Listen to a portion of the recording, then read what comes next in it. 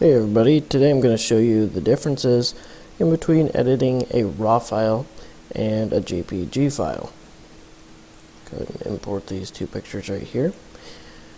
I shot in my camera as RAW plus JPG, so I have the high quality JPG and also the RAW file. Alright, there's the JPG, go ahead and develop. Alright. Right here you got your white balance, your exposure and contrast, and all these. Just have all of these things right here. And I'm going to go over to the RAW file, and it's actually not much different. You still have your white balance, everything's the same. There are some differences though. As you can see, you have the actual raw color temperature that was shot at, and you can change that. So say you shot outside at 5600 Kelvin, and you came inside and didn't change your white balance. You accidentally had it on 5600 Kelvin. You can actually come back here and type in your 3000 Kelvin of indoor light or whatever it is. On a JPG, you'd actually have to, try and guess where it needed to be. Alright, and also with the RAW file, you have all the actual raw data off the sensor.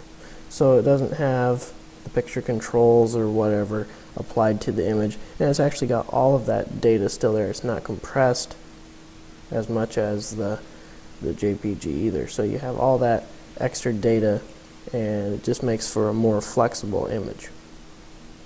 I'm going to go to the JPG. I'm going to turn down the highlights all the way, turn up the shadows all the way, and I'll do the same thing on the RAW file. Alright, I'm going to zoom in over here on the JPG, and there's the JPG right there, and this is the RAW file. Now I'm zoomed in 200% here, so it's actually cropped in a little bit farther than 100%. And right here you can see the RAW file has a lot more detail. It's not as washed out. The colors are more realistic. Just a lot more data there. You can also lighten more. You can actually change the exposure more on a RAW file than you can with a JPG and still have it come out good if you want. I'm going to turn this up 2 stops, and on the JPG I'll do 2 stops as well. And I'll take that brush. Alright. And then right there.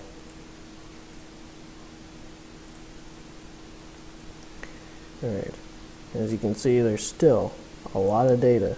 Even if you bring up the exposure 2 stops brighter, you still have a lot of data in there. And you could go farther than that if you want.